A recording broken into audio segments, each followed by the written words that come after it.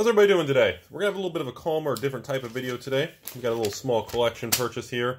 And of course, we've got, I like to call, I don't know, side effects or collateral damage of collection buying.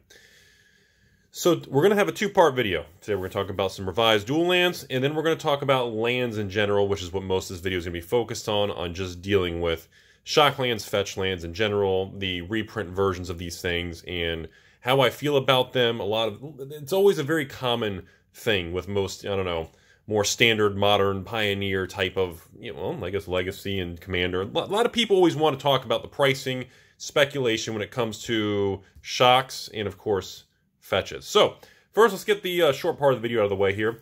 We got a little kind of a short story here. Nothing too, it even says nothing too fancy here, nothing crazy. Just an EDH player, Dr. Brooks of the Third Dynasty, saying, you know, Rudy, I'm gonna put these to some better things because these are pretty well loved. Nothing too crazy. So we do have a small little thing here. I just want to I thought this would fit because a lot of people ask me about conditions and some of that are really rough. Like, I mean, this thing is brutal. This is like water damage. You can see some of the blue through the card. It's got creasing. I mean, this thing has almost no value. This thing is just brutally, we got creases. I mean, you can see the ink bleeding, the blue core coming through. I mean, it's a disaster. That is a textbook damaged card. Then you got some of these other cards, like, this is not, some people are like, well, Rudy, this is like light played. No, that's not light played. That's well loved. There's a difference. And of course, you got things like even the Underground Sea over here. Looks real nice, but again, you've got some even surface. You got dents, almost like a minor crease there. You've got quite a bit of damage, but people always ask me, well, Rudy, should I buy cards that are very, I mean, look at this guy. He's almost got a crease going left to right here. He's been bent and kind of pushed back. So people ask me about that. And so the first part of this video, I want to mention that. People ask, should I hold on to very well-loved, very, MP, HP damaged level of dual lands that are very played from 25 years plus of existence? And the answer is yes, because as time goes on, I'm not going to compare it to a Black Lotus, for example, because it's not an ABU card, but the same principles do apply. For example, if you have a Black Lotus that is just terrible, water damage, this condition, it's not really going to be worth 0, but it's still going to hold some form of value. And if a gem mint version of Underground Sea for revised, if this thing goes up to $2,000 a card in 20 years, well, again, a very well-loved version card like this is not going to be at 0 or stay at the same maybe $100, $200 price point. It's just not going to happen. So things do move up kind of relatively together. Or as they say on Wall Street, when the ocean level rises, all the ships do rise. Now, obviously, the bigger ships will rise taller because they're already bigger, and the smaller ships rise, but not as high because, again, the ship's not as tall. So again, but the same principles do apply. So overall, whether it's gem mint or played, loved, bent in half, 3 pieces of duct tape, hot glue from your arts and crafts, whatever it is, it's always going to move in some form of value in comparison to the minty versions. So if the gem mint version doubles, the heavy played one's still going to move up, but just not as much. So yes, technically long term, you can still ride the wave. That's kind of what I'm getting at. No, don't grade it and try to get a PSA 3 or a Beckett 4. That's silly. Don't waste your time and money in grading nowadays. Most people don't care. All right, so that's the end of my speech in the first couple minutes there. I do want to move over here to the kind of the main component of this video. And that is, I end up with these collections here when I deal with a lot of buying and selling, and, well, I guess not in person anymore. I mean, no business being done locally. Everything is through the mail, internet, working that. There ain't nothing locally in this 2020 virus world. But you get the concept. Overall, when I buy these vintage collections, as long as we don't end up in the hopes and dreams box of garbage worth 0, obviously, I end up with a lot of cards I don't really want. And not that they're bad cards, but for me, I don't want to hold them for long periods of time. So, and this is a great example. I guess I can probably sort some of these since I'm sitting here and talking to you guys. So a good way to look at this stuff and deal with, this is such a mess. There's no order to any of this. This isn't even a fetch. Oh, it's signed? Is it dark? Is it So, I mean, the point is, I guess we're going to start with, let's start with Fetchlands, everybody. All right, so let's start with Fetchlands. When you have allied Fetchlands from Khans of Tarkir, People ask me about, hey, Rudy, these things are maybe like 20, 30 bucks a card. Sometimes they drop to the teens. Other times they spike to the 30, 40.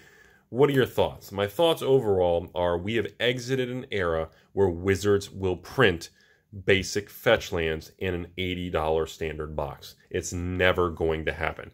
Khans of Tarkir was the last set to ever have pretty much Fetchlands in a non-premium priced product. So that is an incredibly important thing to understand with everybody, okay? We need to get that right up front, okay? So the days of using previous knowledge and how this stuff's going to work, they're over with. It's not going to happen again. So let's kind of line up our 5 Khans allied fetches right here. Some of these are actually foil, I think. So let's look at this. So here's the 5 Khans Fetchlands. For the longest time, it was all about the fetch. Rudy always talked about Khans of Tarkir. In 2016, when I made the infamous video, I told everybody, you need to be buying Khans of Tarkir. And at that time, I think Khans was, oh God, maybe $105 a box, maybe $110 a box. Obviously, it's been about 3.5 years since that video, and obviously Khans of Tarkir has not performed as well as I had kind of originally thought it would, and the boxes on average are probably like $200 a box. So in 3.5 years, the $110 box is around $200. So, I mean, I guess it's still good, like 30% a year. So they've gone up about 30% a year for the sealed product. The Fetchlands within the Khans box, these back in the day were $15 to $20 a card. Actually, back in the day, Bloodstained Mire was the cheapest, about $10 if I remember doing my mass box opening. So back then, even the single cards have actually gone up the same amount as the sealed box of Khans, which is very rare, and a lot of people pointed that out to me. And that is a true thing that, well, I didn't think was going to happen, but it did happen. So that is very interesting kind of change of events that I didn't think would happen, but it did happen. So, and the reason for that, obviously, is the fact that, well, they're not reprinting the regular cards anymore. They're not going to... Now, again, when you have cards like the Shocklands, they will get reprinted because they're always like a $10 card. Sometimes they go to $15, but overall, you're not going to see extreme expensive price movements. Oh my God, these piles are just... I guess I should just really clean this up a little bit, huh? I almost want to pause the video just to straighten this up so everybody doesn't... Their OCD doesn't go crazy. Anyways, and some of these aren't even, Howl's a Conj... I don't even know how Karn's Bastion's even in there. But overall, like I said, the point is, because we've changed, that's really the key takeaway here. The fact that we've changed and we're not reprinting the regular cards again has really become the big difference here. So we need to all kind of say, okay, how are we gonna handle this moving forward? And in my opinion, it really, I mean, I know I'm gonna get bashed on saying this, but it kind of does change the situation where Fetchlands, they're not, I'm stopping short of saying they're investable, because they'll always be reprinted and Wizards will always cash them in, and they cannot just climb endlessly in value. So technically, that does not fit the criteria for a long-term investment. But when you get to certain things like this, here's a great example. Older versions with distinctive older art, these are shocks, of course, but there's a very niche market that really prefers specific arts and holds premium prices to those specific variants. And I'm not sure long-term how that's really going to unfold. See, that's one of the variables that we just don't know. And I don't know. I really don't know how that's going to work. But when it comes to the fetches, it's been very strange. It's been a very unpredictable thing. The prices and the movement of these things have gone in a direction that nobody expected. And it's mostly because Wizards pretty much just, well, let me kind of just say it very bluntly. Wizards stopped printing Fetchlands. And when they are going to print them moving forward, they're going to be expensive and overpriced specific premium products. That's just the way it's going to be. There's not going to be any regular versions anymore. There's not going to be, and because of that, it's going to hold an elevated price for allied and enemy Fetchlands. And I don't think that's ever going to change. But I also think it's extraordinarily bullish for the sealed product of things like Khans, or the sealed product of even like Modern Masters 2017. Like, that blows my mind. You can get Modern Masters 2017 boxes for under $400 on the open market, and they have these, $50 to $100 Fetchlands, plus like Lilies and Snappy, like crazy cards in the set. So overall, like for me, like everything you're seeing in these things, eventually I'm just going to dump all this stuff on eBay, or it's already been done by the time you guys see this video. But it really changes, it needs to change everybody's perspective of how you view and handle these type of cards, because it is a permanent shift. It really is. There's not going to be ever a normal price tank or price. I mean, because it's so tough to explain this without like keeping it like PG and not getting like wound up and like aggressive on this stuff. Let me try to stop and just literally just kind of gather my words on this, because overall I think people, it's a very sensitive topic and a lot of people get very wound up on these type of things. It's a very infuriating topic, I guess you could say. I guess the way I'm going to say this is this. Wizards is acknowledging without acknowledging verbally to us that they know the value of these lands and that they are a core component of Magic, and they're going to leverage that financially towards all of us in the future when they sell their sealed product. So we're never going to, again, Fetchlands will be leveraged in premium products to sell higher priced items, and therefore the Fetchlands are never going to tank in price. It's never going to happen, ever. Like Fetchlands, like even like the allied Fetchlands from cons, they're never going to just tank back down to like $8 to $10 like they were at the release of Khans of Tarkir. I remember the low, I think it was Windswept Heath, was like, I remember even selling my last 30 copies when I did my mass box opening of cons. I think I sold them for like $7.50 a piece on eBay because everybody was selling them for $7.99. No joke. And now I unload like my last 30, maybe 35 of them from the box opening. And this was, you know, 2014? I don't know when it was. Point, what's the say on the card? What year was this? This was, does it even have a date? 2014. Yeah, hey, look at that. Got it right. Usually I get it wrong and everybody attacks me. Look at that. That's swinging a hit. So I think that's an important thing that's being underestimated here. I still don't consider anything that you're looking at right now a long-term investable thing.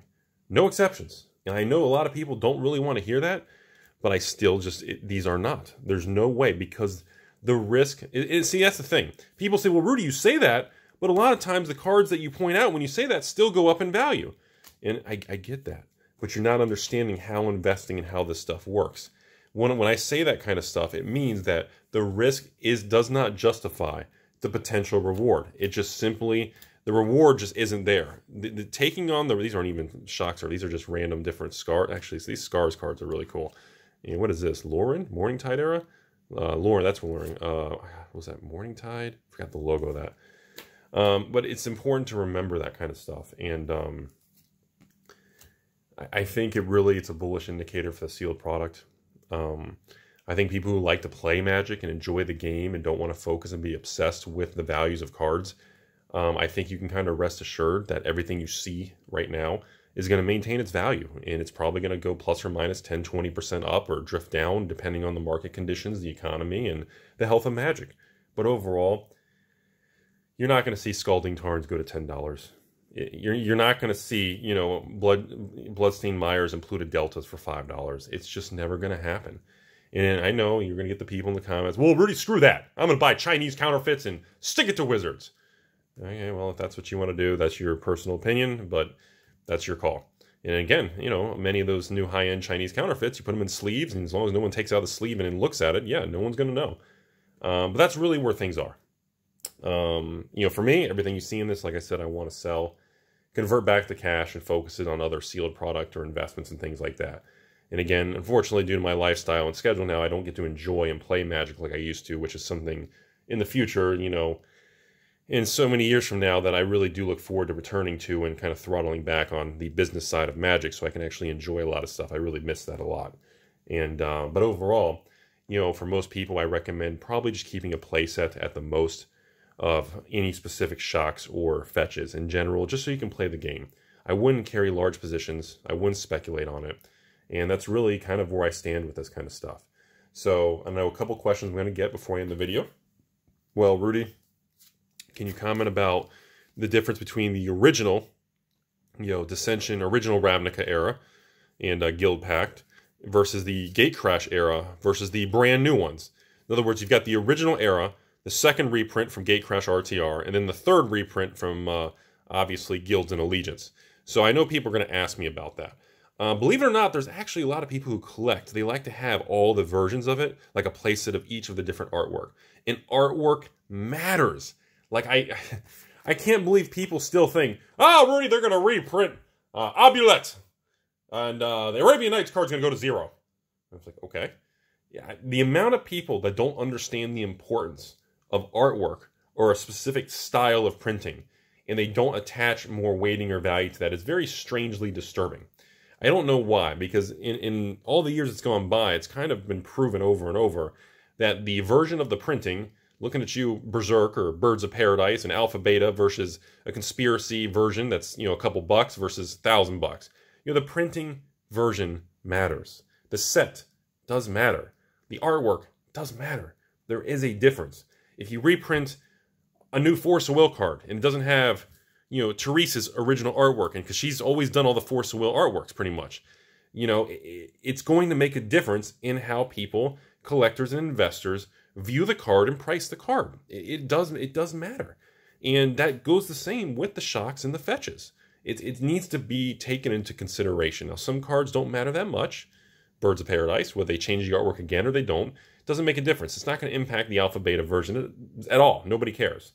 Shocklands and Fetchlands, if they reprint terrible artwork on the fetches, and instead of having, a really cool temple garden with really neat artwork like this, and it looks like complete dog crap, yeah, people are going to prefer the nicer, older variant, which will have a market distortion towards the older printing.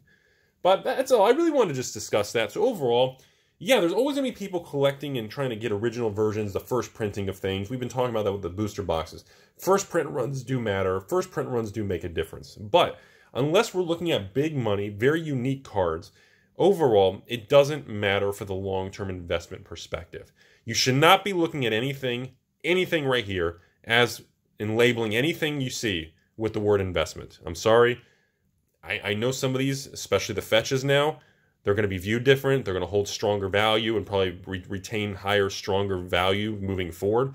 But that still doesn't label it as an investment. Because in 10 years, a Fetchland is not going to have the growth potential that, an Underground Sea from ABU or an Alpha Berserk. Those type of cards are completely different categories and classes. Now, the sealed boxes that contain these cards, Modern Masters, OG Zendikar, Guild Packs and Ascensions, and actual original Ravnicas, RTRs and Gatecrash. Right now, Allegiance and Guilds are very cheap. That is not going to stay that way. 3 months ago, Guilds of Ravnica and Ravnica Allegiance was, maybe you could get them for like $80, $85 a box, even if you weren't a patron. I think they're about $85 to $86 on the market. Now they're very difficult to get with shipping and taxes for under $100. And in 5-10 years, the water level will continue to adjust upwards. So that's really all I have to say. One final tidbit for those of you stuck around. I wanted to comment on these things, these very, very old original Onslaught lands. And of course, I've got annoying signed ones for flipping. I've got, 6 signed ones I got to find a way to sell. I don't want. If you're a patron and you want some signed original Onslaught lands, please send me a message through Patreon. I hate dealing with signed cards. But overall, these are probably the only exception I have. I really want to say that I think this is the only real exception. Look at this. The artwork on these is so distinctively, like here's a played one. You can see the dust and the dirt chips and everything. This is not gem mint at all. You can see this thing's been played, back in 2002. Hey, look at that. And the unique artwork on this, what is this, like some sort of like Africa with like the animals and stuff with the orange sky? It's beautiful looking artwork. Oh wait, that's got a face on like the tree thing. That's really cool. I never noticed that. This is gorgeous artwork. Absolutely incredible. Cards like this with the older frame, not even with the new frames. This is the old school frame, not original Alpha Beta framing, but still an older framework. That's a whole different category. I kind of want to lean towards saying not quite investable, but these things are very special. So take it for what you're worth, whatever you guys think. So I hope you all enjoyed the video. Hope you learned something today. Just make sure you understand the different types of asset classes within Magic. Then an ABU card, ABUR, versus a reprintable card are very different animals. So everybody be safe. Take care. Hope you enjoyed the video. Have a great day.